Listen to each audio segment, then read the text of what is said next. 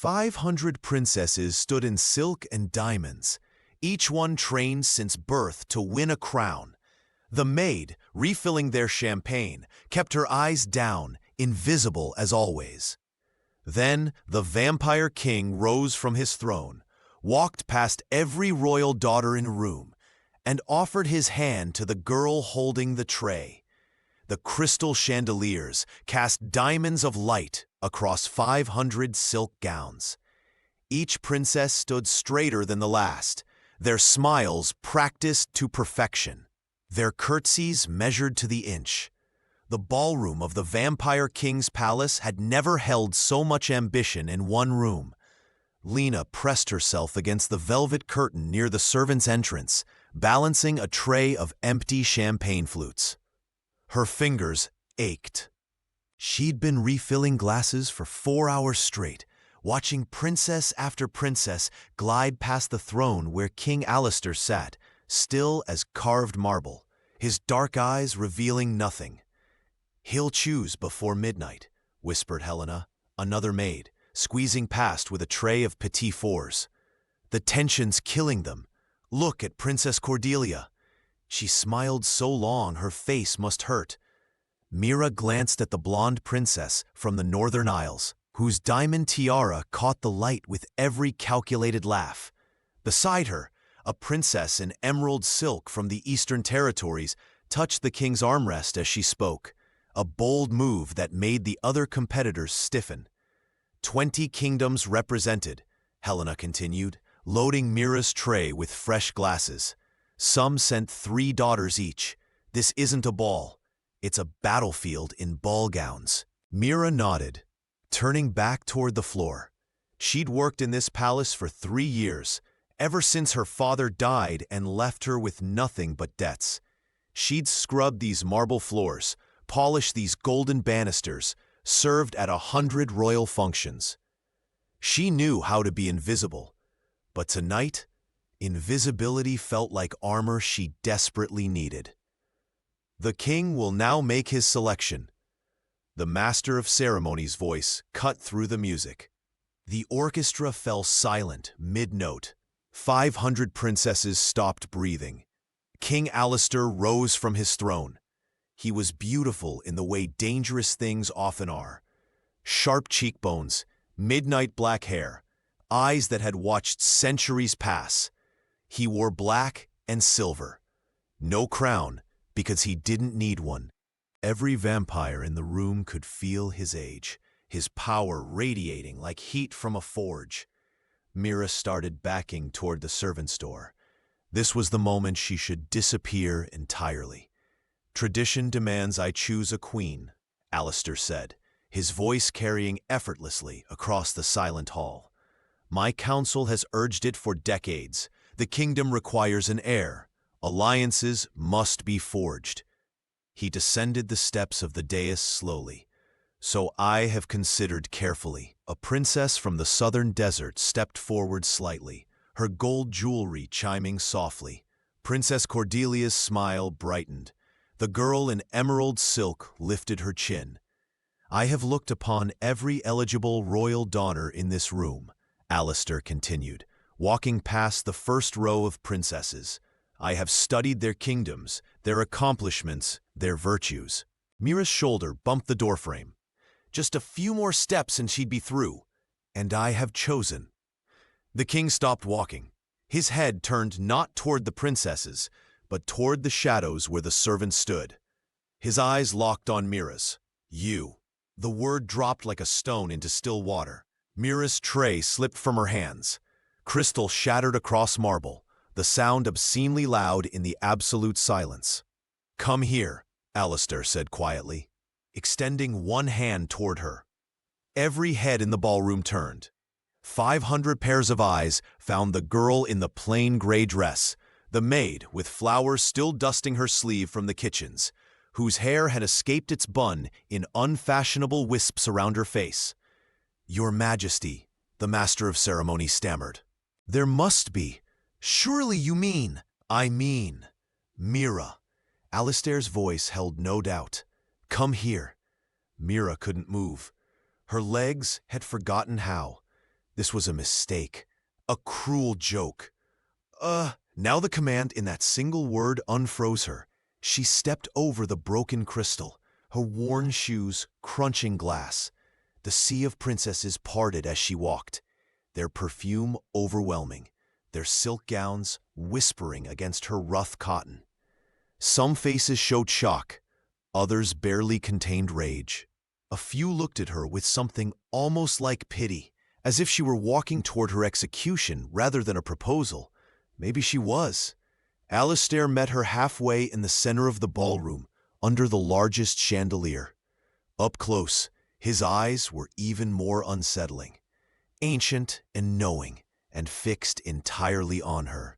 "Your Majesty," Mira whispered, her voice shaking, "I don't understand." "You will." He took her hand, her rough, work-worn hand that had scrubbed his floors, and raised it to his lips. The kiss was formal, but his thumb brushed across her knuckles with unexpected gentleness. "Mira, of no house and no title, will you be my queen?" The ballroom held its breath. Mira looked past him, at the throne, at the court of ancient vampires, watching with calculating eyes, at the princesses whose futures she just destroyed with her mere existence. Princess Cordelia's smile had frozen into something terrible. The girl in emerald silk had gone pale as death. "I'm nobody," Mira heard herself say. "You're honest." Alistair's grip on her hand tightened slightly. "In a room full of people who've rehearsed every word, every gesture, every smile, you're the only one who's ever been real. That's not nothing." But I don't know how to say yes or no." His voice softened. "I won't force you, but know this. I didn't choose you on impulse. I've watched you for 3 years. Your kindness to the younger maids, your fairness when others would steal credit, your strength when your father died and you had every reason to break. I need someone honest beside me, Mira, not someone who wants a crown." She looked into his eyes and saw something unexpected. Loneliness, the kind that came from centuries of people wanting what you had, rather than who you were. "Yes," she whispered, and immediately wondered if she'd lost her mind. Alistair smiled, a real smile, the first she'd ever seen on his face. He turned to face the court, keeping her hand in his. "I present to you," he announced, "your future queen." Nobody applauded. Nobody cheered. The silence was so complete that Mira could hear her own heartbeat pounding in her ears. Then, one by one, the vampires of the court knelt. They had no choice. Their king had chosen. The princesses remained standing for one moment longer, a wall of disbelief and fury, before political training took over. They sank into curtsies, their silk pooling around them like the petals of dying flowers. But their eyes, as they rose, promised that this wasn't over, not even close. The queen's chambers were 3 times the size of the servants' quarters, where Mira had slept for 3 years. Sunlight poured through floor-to-ceiling windows, illuminating furniture that cost more than her father had earned in his lifetime. A 4-poster bed dominated the room, draped in silver silk. Oil paintings of former queens lined the walls, their eyes seeming to judge the impostor, now standing among them. Mira touched the edge of a velvet chair and pulled her hand back, feeling like a thief. "Your breakfast, Your Majesty." A maid entered. Claire, who used to share bread with Mira during night shifts. Now Claire wouldn't meet her eyes as she set the tray down with a sharp click. "Claire, you don't have to. Protocol requires proper address." Claire's voice was ice. She curtsied, the gesture technically perfect, but somehow mocking. "Will there be anything else, Your Majesty?" Mira's throat tightened. "No, thank you." Claire left without another word. Through the open door, Mira caught a glimpse of 2 other servants whispering, their heads snapping apart when they noticed her watching. She'd gained a crown and lost every friend in a single night. A knock interrupted her spiraling thoughts. The royal secretary entered, a vampire named Lord Sterling, whose silver hair spoke of age beyond measure. He bowed properly, unlike Claire, but his expression remained carefully neutral. "The princesses have been granted rooms in the East Wing," he announced. "Diplomatic courtesy, as their kingdoms require proper notification before they depart. Some will stay a week, others perhaps longer, while treaties are renegotiated." Renegotiated? Mira's stomach dropped. "Your selection has complicated certain arrangements." Sterling's tone gave nothing away. Princess Cordelia's kingdom was promised favorable trade routes. Princess Seraphine's marriage would have ended a border dispute. These matters now require alternative solutions. In other words, Mira had created a political disaster. "The princesses have invited you to tea this afternoon," Sterling continued, handing her a cream-colored card with elegant script. "The Rose Garden at 4 o'clock. It would be inadvisable to refuse." It wasn't an invitation. It was a summons. The Rose Garden at 4 o'clock was a carefully staged performance. 6 princesses sat around a white iron table, their afternoon gowns perfect, their smiles sharp as knives. Princess Cordelia presided at the head, her diamond jewelry catching the sunlight like weapons. Mira approached in a dress that had been waiting in her chambers, pale blue silk that felt foreign against her skin. She tried to style her hair the way the other maids used to do for noble ladies, but strands kept escaping, marking her as an amateur in a room full of professionals. "Your Majesty," Cordelia's greeting was honey over poison. "How kind of you to join us. Please, sit." Every eye tracked Mira as she took the empty chair. A servant poured tea into delicate porcelain, the same kind of cup Mira had washed 1,000 times in the kitchens.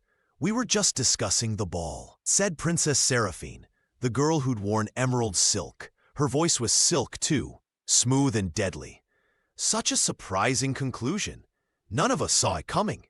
"Surprising," echoed Princess Tiana from the southern deserts, her dark eyes studying Mira like a specimen. "That's certainly one word for it." Mira lifted her teacup. Every princess did the same, a synchronized movement that felt like a test. They all stopped mid-sip, cups frozen halfway to their lips, watching her. She was supposed to drink first. The queen drank first. But if she did, would the tea be poisoned? Or was that paranoid? These were princesses, not assassins, except they were also political players who just lost everything. Mira set her cup down untouched. "I understand the situation is difficult." Difficult. Cordelia's laugh was like breaking glass. "My dear, you've disrupted 20 years of diplomatic negotiations. My kingdom's alliance with the vampire territories was built on my marriage to King Alistair. Now my father is furious. His council is demanding answers, and our trade agreements hang by a thread. But yes, difficult captures it beautifully." "I didn't ask for this," Mira said quietly. "No, you just accepted it." Seraphine's smile never wavered. "A maid who knows her place doesn't reach above it, unless she's ambitious enough to seduce a king." "I never—" "Please." Tiana waved a jeweled hand. "We're all women here. No judgment. You saw an opportunity and took it. Admirable, really, in a ruthless sort of way. But now you're in our world, and our world has rules." The princesses leaned forward slightly, a movement so subtle that anyone watching from a distance would miss it. But Mira felt the threat like a blade against her throat. "First rule," Cordelia said softly, "is that queens don't come from nowhere. They have bloodlines, training, power. They have kingdoms backing them. You have what? A dead father and debts." "Second rule," Seraphine continued, "is that love doesn't conquer politics. The king may want you now, but when kingdoms start threatening war, when trade collapses, when people starve because treaties fail, how long before he realizes you're not worth the cost?" "Third rule," Tiana finished, is that accidents happen in palaces. Tragic, unfortunate accidents, especially to girls who don't know how to watch their backs. The tea sat steaming between them, ignored now. The roses around them bloomed beautiful and thorned. "I should go," Mira whispered, standing on shaking legs. "Yes, you should." Cordelia's smile was radiant and terrible. "We'll see you tomorrow, Your Majesty. Same time. After all, we're going to be here for a while." Mira walked back to her chambers, feeling 500 eyes on her back, and finally understood. The ball hadn't been the competition. It had only been the beginning. The candles in Princess Cordelia's chambers burned low, casting long shadows across 3 faces bent together in conspiracy. Outside, the palace slept. Inside, kingdoms plotted. "We're running out of time." Princess Seraphine paced near the window, her emerald robe trailing behind her. "My father's letters grow more urgent. He's threatening to withdraw our trade fleet from the northern ports. That's 60% of the vampire kingdom's imported grain." "My mother's worse." Princess Elora spoke for the first time, her voice soft but cold. She was smaller than the others, with red hair and pale skin that marked her as being from the Misty Isles. A kingdom whispered to practice old magic. She sent 3 blood-sealed messages, each one shorter than the last. The final one said only, "Fix this or I will." Cordelia stopped pouring wine and looked up sharply. "Your mother is the Witch Queen Morgana." "Yes." Ilara's smile was bitter. "Which means if I return home without a crown, she'll consider it a personal failure. And my mother doesn't accept failure. She erases it." The 3 princesses exchanged looks heavy with understanding. They'd been competitors yesterday. Tonight, they were allies bound by desperation. "So, we agree," Cordelia said, setting down the wine decanter with a soft click. "The maid cannot become queen. Not a week from now, not a month, not ever. The wedding is scheduled for the next full moon." "Seraphine," said Princess Tiana, "that's 3 weeks. Once they're married, it's done. Vampire wedding bonds are unbreakable. Literally, the magic binds their lives together. We'd have no moves left." "Then we have 3 weeks to remove her from the board." Ilara moved closer to the candlelight, and for a moment, her shadow seemed too large, too dark, stretching across the wall like something alive. "The question is how." "Not poison," Cordelia said immediately. "Too obvious, and the king would investigate. He'd discover who had means and motive." "Not a direct attack either," Seraphine added. "The king has already increased guards around her chambers. 2 vampires at her door at all times now. Ancient ones, I checked." "Then we make it look like an accident." Ilara's fingers traced patterns on the table, unconscious movements that left frost in their wake. "Something tragic but believable. A fall, perhaps. A terrible stumble at the wrong moment. These old palaces have so many dangerous stairs." Cordelia leaned back, her mind working through the angles. "The grand staircase, 70 marble steps. Nobles use it daily for court proceedings. If she fell there in public with witnesses—" "No one could blame us," Seraphine finished, understanding dawning in her eyes. "We'd be nowhere near her. Just 3 princesses taking morning air in the gardens, visible to dozens of servants." "I can handle the mechanics," Ilara said quietly. "A loose tile, a subtle shift in the stone that triggers at the right weight, the right step. My mother taught me spell work that leaves no trace. It looks like natural deterioration, not sabotage." "What if she survives the fall?" Cordelia's question hung in the air like smoke. "From 70 marble steps?" Ilara's smile didn't reach her eyes. "The human body is fragile, Cordelia. Even if she lives, she'll be too injured to marry. The king would need to wait months for her to heal. If she ever does. That gives us time to work on him, to remind him what a real queen looks like." Seraphine moved to the window, checking the corridor beyond. Empty. She closed the heavy curtain. We need to be clear about what we're doing. This isn't jealousy. This isn't about wounded pride. It's survival. Cordelia agreed. My kingdom's stability depends on this alliance. My younger sister's futures depend on it. Hundreds of thousands of people depend on the trade routes we negotiated.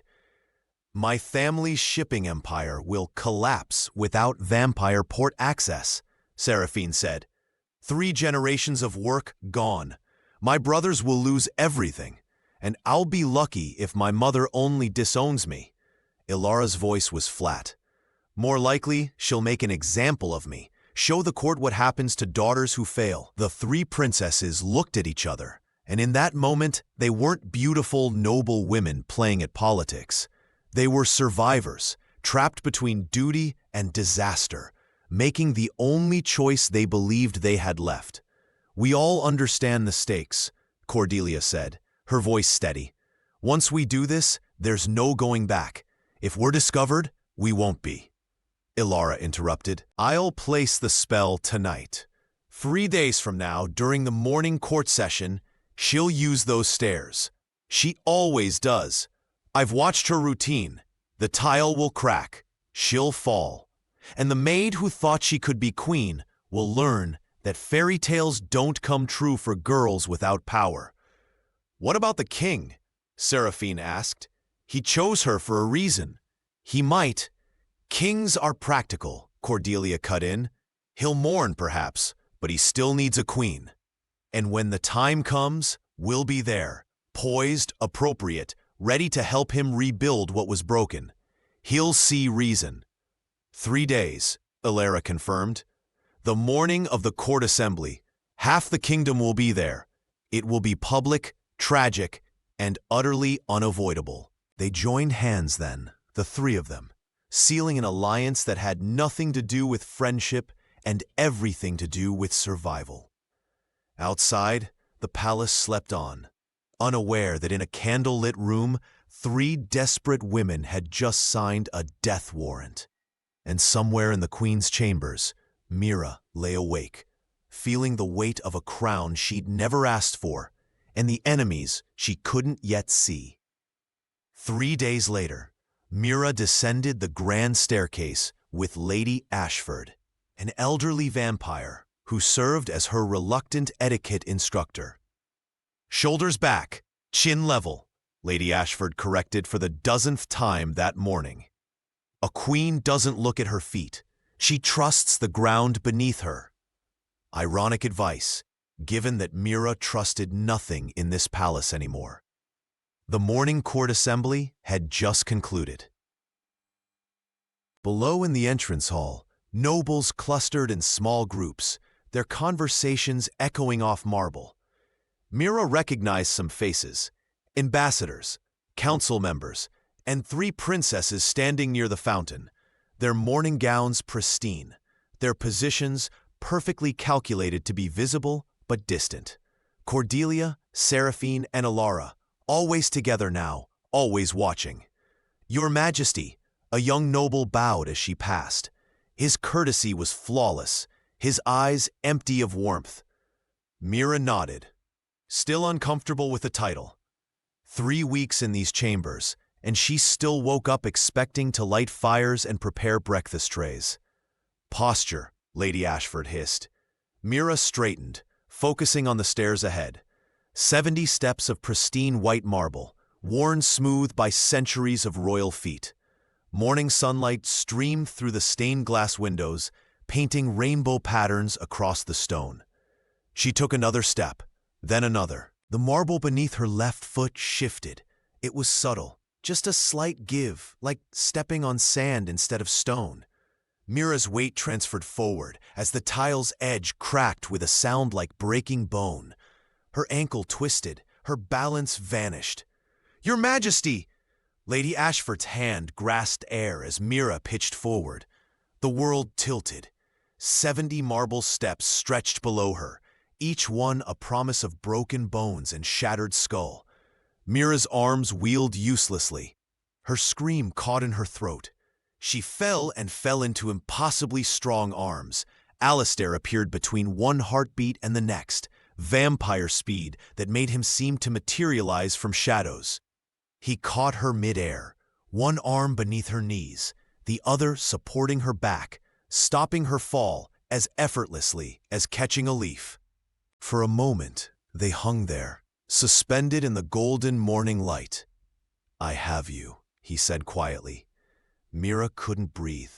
Her heart hammered against her ribs. She'd been falling. She'd been dying. And now, what happened? Alistair's voice remained soft, but something in it made every conversation in the hall below cease instantly. "The tile!" Lady Ashford's face had gone sheet white. "It broke! I saw it break!" Alistair set Mira down carefully on a secure step, then turned to examine the spot where she'd stumbled. His fingers traced the cracked marble, the displaced tile that now sat at an unnatural angle. When he looked up, his eyes had changed. They weren't the warm brown she'd grown used to during their brief conversations. They were black, completely black, like staring into an abyss and ancient beyond measure. "This tile was sound yesterday," he said, his voice carrying to every corner of the hall. "I walked these steps myself." "Perhaps deterioration, Your Majesty," suggested a council member nervously. "The palace is old." "This palace is 600 years old. These stairs are original. Do you know how many millions of people have walked them in that time?" Alistair stood slowly, and despite his stillness, everyone took an unconscious step back. And in 600 years, not one tile has cracked. Until today, until my betrothed walks them. The silence was suffocating. Mira watched from her step as Alistair's gaze swept the hall, touching on each face, reading expressions with centuries of experience. The nobles wouldn't meet his eyes. The servants pressed themselves against walls, and near the fountain, 3 princesses stood frozen, their morning tea forgotten, their carefully maintained composure showing its first cracks. "Clear the hall," Alistair commanded. "Everyone except the palace engineers and the head of security. Now!" The crowd dispersed like smoke, nobles and servants alike fleeing the king's presence. But Mira noticed. Cordelia grabbed Alara's wrist as they left, a grip tight enough to whiten her knuckles. Seraphine's perfect posture had gone rigid. They knew. Somehow they knew this wasn't over. "Come," Alistair offered Mira his hand. "We're done here for today." He led her not back to her chambers, but to his private study, a room she'd never entered before. Books lined every wall, floor to ceiling. A fire crackled in the hearth despite the warm day. Maps covered a massive oak table, marking territories and trade routes with careful precision. "Sit," Alistair said, guiding her to a chair near the fire. He knelt in front of her, examining her twisted ankle with gentle fingers. "Does this hurt?" "A little." Mira's voice came out smaller than she intended. "You saved me. I almost didn't reach you in time." His jaw tightened. "Another second and you would have fallen too far, too fast. Even I can't reverse broken necks." "It was an accident." "It wasn't." Alistair looked up at her, his eyes back to their normal brown, but still holding traces of that ancient darkness. "Mira, I need you to understand something. You're not safe here. You haven't been since I chose you. I thought the guards would be enough. That political courtesy would protect you. I was wrong. Then maybe—" Mira's throat tightened. "Maybe you should choose someone else, someone they'll accept, someone who won't cause—" "No." The word was absolute. "We'll discuss this later. Right now, I'm teaching you something I should have taught you immediately." He moved behind her, adjusting her posture, positioning her arms. "If someone attacks you," he said quietly, his breath against her ear, "this is how you fight back." And in that firelit study, surrounded by maps of kingdoms that wanted her gone, Mira learned her first lesson in survival. Trust no one. Watch everything. and never assume the ground beneath your feet is solid. Midnight found Mira staring at the ceiling of her chambers. Sleep impossible. Her ankle throbbed, despite the physician's wrappings. Every creak of the palace settling made her flinch. She kept seeing that moment, the marble shifting, the empty air, the 70 steps waiting to break her. Alistair's words echoed. It wasn't an accident. She'd wanted to believe he was being paranoid. But the way those three princesses had looked at each other as they left the hall, guilty recognition passing between them like a shared secret, made her stomach turn. The guards outside her door changed shifts at midnight. She heard their muffled exchange, then footsteps receding down the corridor. The new guards would take their positions. She was safe. She had to be. Mira closed her eyes, forcing herself to breathe slowly. In for 4 counts, out for 4. The meditation technique her father had taught her when she was small and afraid of storms. A window latch clicked softly. Her eyes flew open. The sound came from the sitting room adjacent to her bedroom, where the balcony doors led to a decorative ledge that connected to the east wing. She'd asked for those doors to be locked, but the maids had assured her no one could reach the 3rd floor without another sound.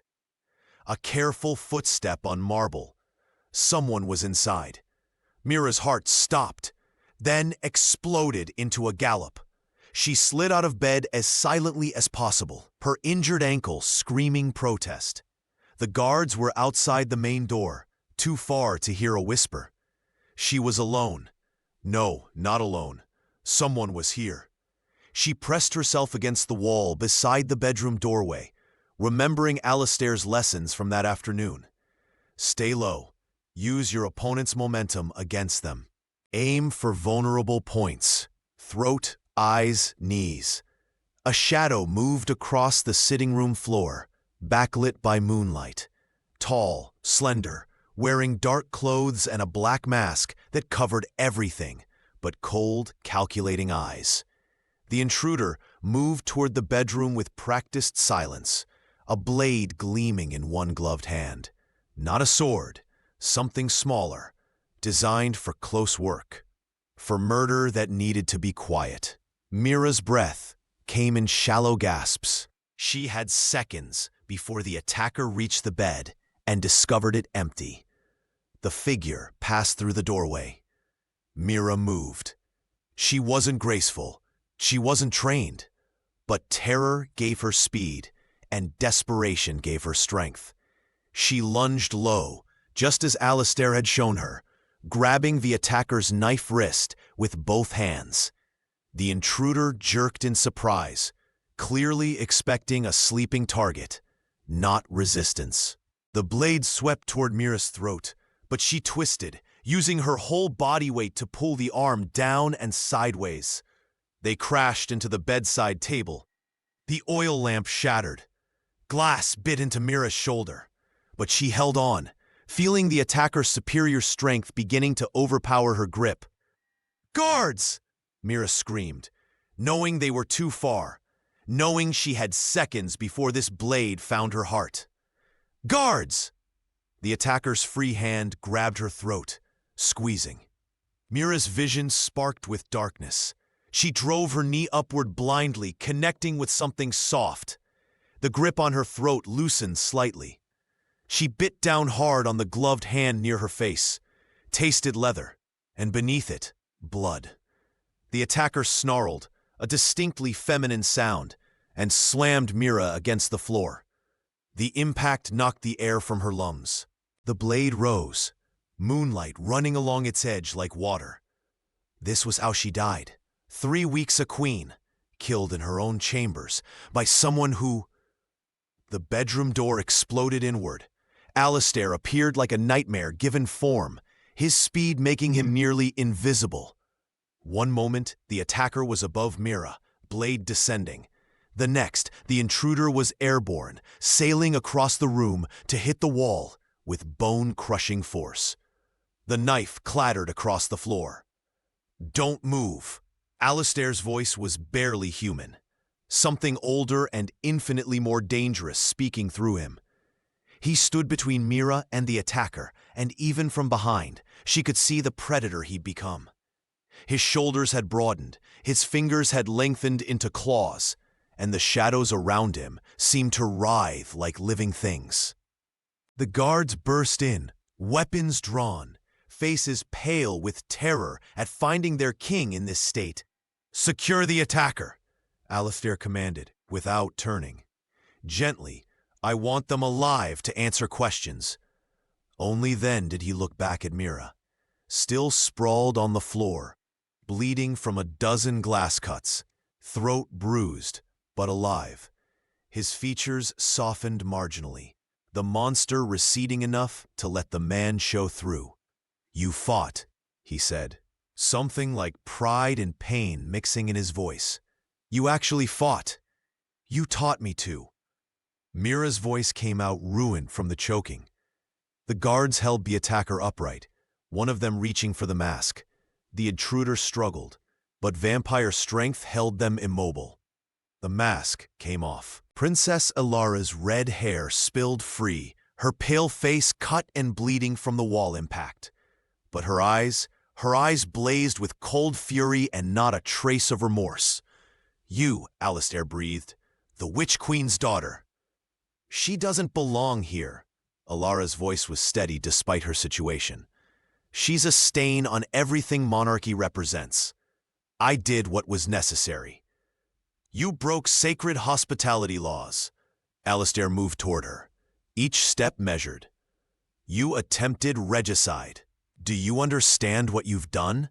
What your mother will?" "My mother ordered it," Ilara interrupted, and the room went deathly silent. Not explicitly, but her last message was clear. "Fix this, or I will." So I fixed it, or tried to. She looked past Alistair to Mira, still on the floor, and smiled. A terrible, desperate smile. "You should have died on those stairs," Ilara whispered. "It would have been kinder. What comes next will be so much worse." The War Strategy Hall was a room Mira had never seen, buried deep in the palace's oldest wing, where only the king's inner council gathered during crisis. Maps covered the walls, some centuries old, showing borders that no longer existed and kingdoms long fallen to dust.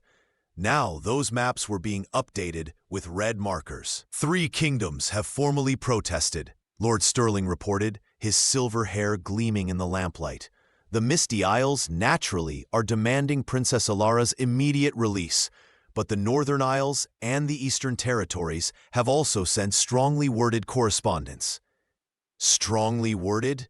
General Thorne, the vampire who commanded the king's military, let out a harsh laugh. "Is that what we're called?" Sterling slid a sealed letter across the table. The wax bore the mark of the Misty Isles, a serpent eating its tail. "This arrived an hour ago from the Witch Queen Morgana herself." Alistair broke the seal and read in silence. His expression revealed nothing, but Mira noticed his knuckles whitening where they gripped the parchment. "She says if her daughter is harmed in any way, she'll consider it an act of war," he said finally. "She's already mobilized forces to the border, 3,000 soldiers, and she's reminding me that her magic can rot crops, spoil water sources, and bring plague." "Empty threats," Thorne scoffed. "They're not empty." Alistair set the letter down carefully. "I've seen what Morgana did to the southern principalities 40 years ago when they insulted her. Every well in their capital turned to blood for a month. Children died. The elderly died. By the time she lifted the curse, the prince was begging for mercy." Silence fell over the council table. "The Northern Isles are moving differently," Sterling continued. "Princess Cordelia's father is threatening to close their ports to our grain ships. They provide 60% of our winter stores. If they follow through, people starve," finished Lady Ashford, who sat at the far end of the table. "Not immediately, but by midwinter the shortages begin. By spring, we'll have riots." "And the Eastern Territories?" Alistair asked. "Seraphine's family controls the shipping lanes," General Thorne said grimly. They're suggesting that piracy has become a problem in their waters, that they might not be able to guarantee safe passage for vessels flying vampire flags. It's not a direct blockade, but it might as well be. Alistair leaned back in his chair, the weight of 600 years pressing down on his shoulders. So 3 kingdoms positioning for conflict: economic warfare, magical warfare, and conventional military threat. All because I dared choose. He stopped himself, but everyone's eyes had already shifted to Mira. She sat at the far corner of the table, her throat still bruised purple from Alara's attack, her shoulder bandaged where glass had cut deep. They'd given her a seat at this council, not out of respect, she suspected, but because the crisis was about her. She was the problem that needed solving. "Your Majesty," Lord Sterling said carefully, "there are options, diplomatic solutions that might ease tensions. Say what you mean." Alistair's voice was dangerously quiet. "If the engagement were dissolved, if Your Majesty were to choose a princess more politically advantageous, Princess Cordelia's father has indicated he'd forget this unpleasantness entirely in exchange for—" "No!" The word cut through the room like a blade. Every counselor shifted uncomfortably. "Your Majesty, please consider." "I said no." Alistair stood, his chair scraping against stone. "What you're suggesting is that I reward 3 women who conspired to commit murder, that I tell every ambitious noble in this kingdom that the way to influence the throne is through violence and threats. We're talking about avoiding war," Thorne pressed, "about keeping our people fed through winter, about not facing an enemy who can curse our water and destroy our crops with words. Personal preferences have to bow to—" "This isn't about preference." Alistair's voice shook the chandeliers. "This is about principle, about whether we rule through fear or through law." Mira couldn't stay silent anymore. Her voice came out, damaged but steady. "Let me go." Every head turned toward her. "Your Majesty," Sterling began. "Mira," she corrected quietly. "That's who I am. That's all I've ever been. And he's right. You can't reward what they did. But you also can't let people starve for me. You can't risk war for a maid who doesn't even know which fork to use at state dinners." "Mira, don't," Alistair started. "I'll step aside." She forced herself to look at him, this king who'd chosen her for reasons she still didn't fully understand. "I'll go quietly. You can say I was unsuitable, that I chose to leave. Pick Princess Cordelia. Make the trade agreements and everyone wins. Except me. But," her voice cracked, "I never belonged here anyway." The counselors looked relieved. Thorne nodded approval. Even Lady Ashford seemed to think this was the rational choice. Alistair walked around the table slowly. He took Mira's hand, her rough, bandaged hand, and pulled her to her feet. Then he turned to face his council. "Clear the room," he said softly. "Everyone except Mira. Now, Your Majesty, we need to—" Now. They fled. Ancient vampires who'd served the throne for centuries. Military commanders who'd fought in a dozen wars. Advisors who'd counseled 3 kings, all of them scattered like leaves before a storm. When the last one was gone, Alistair closed the heavy doors, locked them. "Listen to me," he said, his hands on Mira's shoulders, his eyes burning with intensity. "Peace built on fear is not peace. It's surrender wearing a crown. I will not trade you for a treaty. I will not bow to kingdoms that think violence is negotiation. Do you understand? But the people will be protected. By me. By our military. By every resource this kingdom has." He pulled her closer. "You think you're not worth it. You think you're just a maid who got lucky. But you fought an assassin in the dark.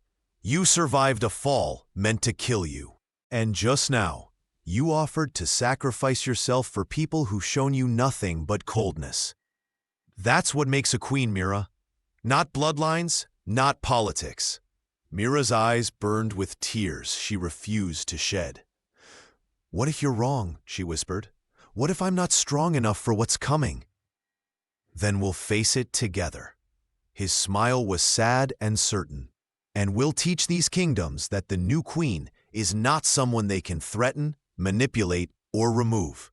Outside the locked doors, kingdoms prepared for war. Inside, two people made a different kind of stand. The kind that cost everything and promised nothing except the chance to be true. The grand hall had been transformed into a court of judgment. Benches lined both sides, filled with nobles, ambassadors, and representatives from 20 kingdoms. The three princesses sat together in the front row, Cordelia regal and composed, Seraphine perfectly postured, and between them, an empty seat where Alara should have been. She stood instead in the center of the hall, wrists bound with silver chains that suppressed magic. Her red hair hung loose around her pale face. She looked smaller, somehow younger, stripped of her princess facade. Mira entered from the side door, and the room fell silent. She wore deep blue, not a gown meant for seduction or display, but something practical, elegant, chosen to be heard rather than admired. Her bruised throat was visible, the marks of attempted murder on display for everyone to see. Alistair sat on the throne, but when Mira approached, he gestured to the chair beside him, the queen's seat, equal in height to his own. "This court is convened," Lord Stirling announced, "to address the charge of attempted regicide against Princess Alara of the Misty Isles." "And conspiracy," added General Thorne. "The staircase trap could not have been accomplished alone." Cordelia's expression never flickered. Seraphine studied her folded hands, but Mira saw it. The slight tension in their shoulders, the way they'd positioned themselves for a quick exit. "Princess Alara," Alistair's voice carried across the hall. "You attempted to murder my betrothed. You broke hospitality laws that have stood for 1,000 years. Under vampire law, the punishment is death. Do you have anything to say in your defense?" Alara lifted her chin. "I did what I believed was right, what my kingdom needed. What," her voice wavered slightly, "what my mother would have demanded of me." "Your mother," Alistair leaned forward. "The witch queen who even now masses troops at our border, who threatens plague and famine if we execute her daughter. Tell me, princess, are you a murderer by choice or a tool wielded by someone else's hand?" The question hung in the air like smoke. Alara's composure cracked. "I'm her daughter. I don't get to choose. None of us do." She gestured to the assembled princesses. "Do you think any of us wanted to compete for a crown? We were sent, ordered, our kingdom's futures balanced on our shoulders. And when she looked at Mira with something almost like pity. When she was chosen instead, everything we'd sacrificed meant nothing." "So you decided murder was justified?" Alistair said coldly. "I decided survival was necessary." Alara's voice strengthened. "My mother doesn't tolerate failure. If I'd returned without a crown, I'd have faced worse than your executioner's blade. At least your death would be quick." Mira stood. The movement surprised everyone, including Alistair. "May I speak?" she asked quietly. Alistair studied her face, then nodded. "The floor recognizes the future queen." Mira descended from the throne platform and walked toward Alara. Gasps rippled through the crowd. The victim approaching her attacker, close enough to touch. "You tried to kill me," Mira said simply. "Twice, once on the stairs, once in my chambers. You held a knife to my throat." "Yes." Alara met her eyes directly. "I did. Why tell me this? Why not lie? Claim it was someone else?" "Because I'm tired of lying." Alara's voice dropped to a whisper. "I'm tired of being a pawn in games I never asked to play. Kill me. Don't kill me. It doesn't matter anymore. At least it will be over." Mira turned to face the assembled court. Her heart hammered, but her voice stayed steady. "I could demand execution," she said. Under law, I have that right, but I'm not interested in revenge. I'm interested in understanding why 20 kingdoms sent their daughters here like sacrificial pieces on a game board. She looked at Cordelia and Seraphine. You helped plan this. Don't bother denying it. I saw your faces when the staircase trap failed. You knew. Cordelia opened her mouth to protest, but Mira raised the hand. I'm not calling for your execution. I'm calling for honesty. Because if we punish Princess Alara and ignore the system that created her desperation, we solve nothing. The next desperate princess will try something worse. What are you suggesting? Lord Sterling asked carefully. Mira turned back to Alara. You said you're tired of being a pawn. What if you could be something else? The border territories between our kingdoms and yours, they're disputed, dangerous, constantly on the edge of conflict. They need someone who understands both sides, someone who can negotiate before tensions explode into war. Mira glanced at Alistair, hoping he'd understand. They need a peace ambassador. The hall erupted in whispers. You want to reward her? General Thorne stood outraged. She tried to murder you. I want to use her, Mira corrected. She speaks our language and theirs. She understands magic and politics. She's a princess who failed to win a crown. That makes her sympathetic to other kingdoms, not threatening. And most importantly, she looked at Alara again. She wants a way out from under her mother's control. Ilara's eyes widened. The border territories would put me 3 weeks' travel from the Misty Isles. My mother couldn't summon me home on a whim. I'd have autonomy. You'd have responsibility, Mira said. Real work, real purpose. Not as a marriage prize, but as a diplomat. Fail, and you face exile. Succeed, and you help prevent the very wars your actions nearly started. This is unprecedented, Sterling muttered. So was choosing a maid as queen, Mira replied. We're rewriting rules today. Either way, we can rewrite them with blood and executions, or we can try something different. She turned to Alistair. Your Majesty, the decision is ultimately yours, but I'm asking, let justice be transformative, not just punitive. The hall held its breath. Alistair stood slowly, descending to stand beside Mira. When he spoke, his voice carried centuries of authority. Princess Alara of the Misty Isles, you are hereby appointed peace ambassador to the northern border territories, effective immediately. You will reside in Border Watch Keep, report monthly to this court, and work to prevent conflicts before they require military intervention. You will do this for a minimum of 5 years. After that, your record will determine whether you're granted full pardon or face further judgment. Do you accept these terms? Ilara looked between Mira and Alistair, something like hope breaking through her despair. I accept. The silver chains were removed. Ilara rubbed her wrists. Then, surprising everyone, knelt before Mira. I don't ask forgiveness, she said quietly, but I promise I'll earn this chance you've given me. Mira, help her stand. Then we're agreed. As Ilara was escorted out, Mira turned back to the assembled court. She saw Cordelia and Seraphine watching with new calculation in their eyes, not plotting her death now, but reassessing who she actually was. She saw ambassadors leaning together, whispering rapidly, realizing the maid-turned-queen had just outmaneuvered them all. She saw Alistair looking at her with something that made her heart skip. Pride, yes, but also recognition. He'd chosen well, and now everyone else was beginning to see it too.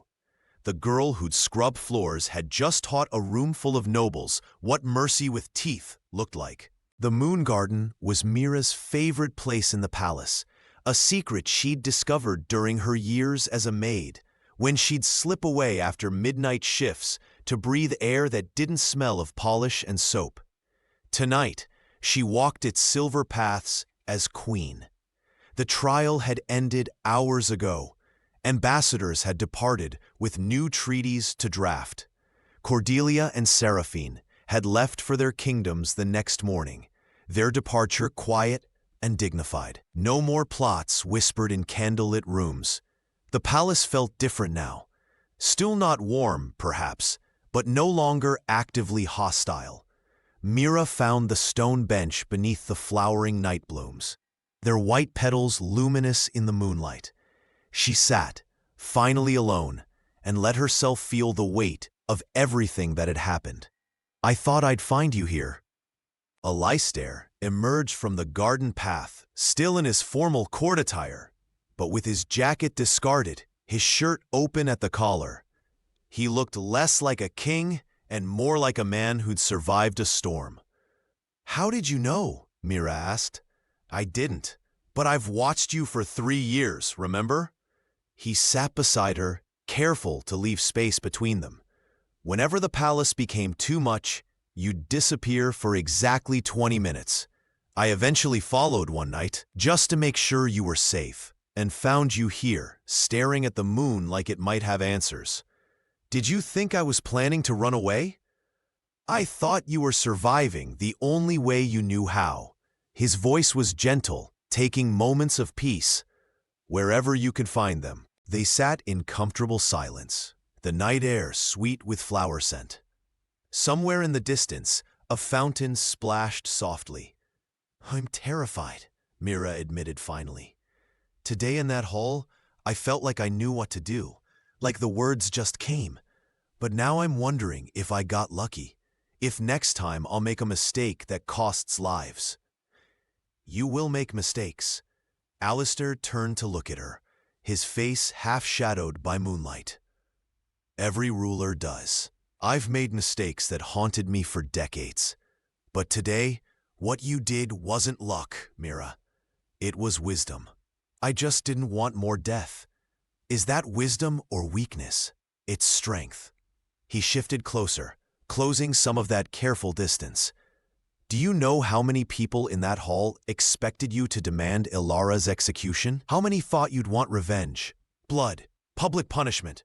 All of them." "All of them," Mira said quietly. "Yes, because that's what power usually does. It takes and takes until there's nothing left. But you gave instead. You turned an enemy into an asset, satisfied justice without creating a martyr, and showed 20 kingdoms that the new queen plays a different game entirely." He smiled, and it reached his eyes. "Half those ambassadors are terrified of you now." "Of me? The maid? Of you, the queen who thinks 3 moves ahead while appearing merciful."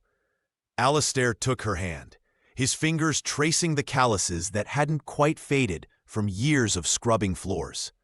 "You were never just a maid, Mira. You were always this person. I just gave you a platform to show it." Mira looked down at their joined hands. "Why did you really choose me? Not the diplomatic answer you gave the court, the true reason." Alistair was quiet for a long moment. When he spoke, his voice carried the weight of centuries. "I've been king for 600 years. In that time, I've been surrounded by people who want something from me. Power, favor, immortality, alliances. They smile when I enter rooms because they're supposed to. They agree with me because disagreement is dangerous. They love the crown, not the man wearing it." He turned her hand over, pressing his palm against hers.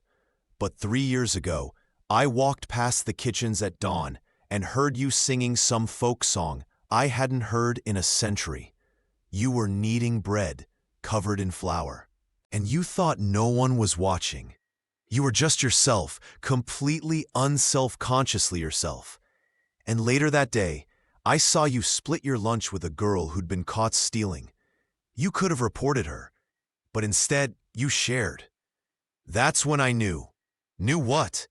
That you were real in a palace full of performances." His thumb brushed across her knuckles. "I didn't choose you to make a political statement. I chose you because in 600 years, You're the first person who made me feel like something other than a crown with a heartbeat. Mira's eyes stung. I'm still going to make mistakes. I'm going to embarrass you at state functions and use the wrong fork and you'll do it honestly. Alistair interrupted gently. That's all I ask. Be honest with me. Be yourself. Don't try to become what you think a queen should be. Be the queen only you can be. What if I don't know how? Then we'll figure it out together. He stood, pulling her up with him. That's what partnership means. I've been alone for a very long time, Mira. I don't want to be alone anymore. She looked up at him. This ancient king who'd chosen her from 500 princesses, who defended her against kingdoms and council both, who looked at her like she was worth the wars they nearly faced. I'm not alone anymore either, she whispered. He kissed her then, gentle and certain, in a garden full of night blooms and moonlight. And for the first time since he'd taken her hand in that ballroom, Mira didn't feel like an imposter wearing borrowed silk. She felt like herself. The moon climbed higher, painting the garden in silver. The palace rose around them, full of nobles and servants and centuries of history. Tomorrow would bring new challenges, treaties to negotiate, kingdoms to reassure, a wedding to plan that would unite a king and a former maid in ways that still scandalized half the realm. But tonight, in the quiet garden where she'd once come to escape, Mira finally stopped running. She'd been chosen not for her bloodline or her beauty or her political value. She'd been chosen because she'd never pretended to be anything other than exactly who she was. And somehow, impossibly, that had been enough. The maid who became a queen, not by losing herself, but by remaining true to who she'd always been. That was the real magic, not in spells or crowns or ancient vampire power, but in the radical act of being genuine in a world that demanded performance. As they walked back toward the palace together, hands intertwined, Mira realized something profound. She hadn't won against 500 princesses. She'd won by never competing at all.